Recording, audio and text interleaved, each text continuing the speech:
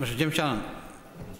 Minister, thank you very much for that response. Very, very detailed, very factual and very helpful.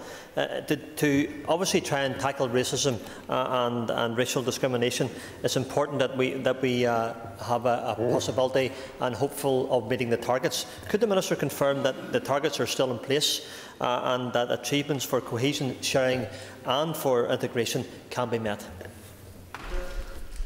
Well, if I could maybe tie together that question and the other one, because while I'm always keen, and our first question was about targets and the measurements of targets, in an area such as this, it is the on-the-ground contacts and communications that take place that are critical.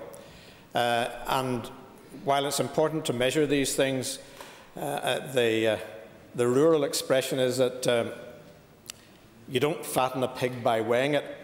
So you can have all the sorts of measurements around the system, but it's actually the real groundwork that can make the difference in this area. Of course, there are our targets, and our targets perhaps have gone down in terms of the amount of reported difficulties that have been achieved, with the exception of the very considerable blip that took place as a result of the Poland-Northern Ireland football game, with some Polish football supporters who have a reputation worldwide for their behaviour. They left behind them a trail which then led to innocent Polish people having had various hate crimes committed against them.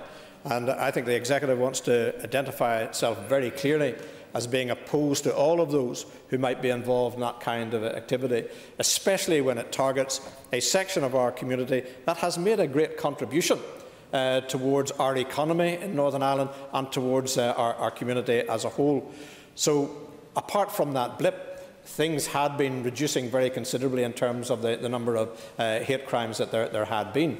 But none of us should be complacent, and none of us should write off the fact that one incident can again cause very considerable difficulties. So it requires all of us, Assembly members on the ground in our own constituency, to be very active, to identify ourselves very quickly and to give support to those who have been facing any difficulties in our constituencies.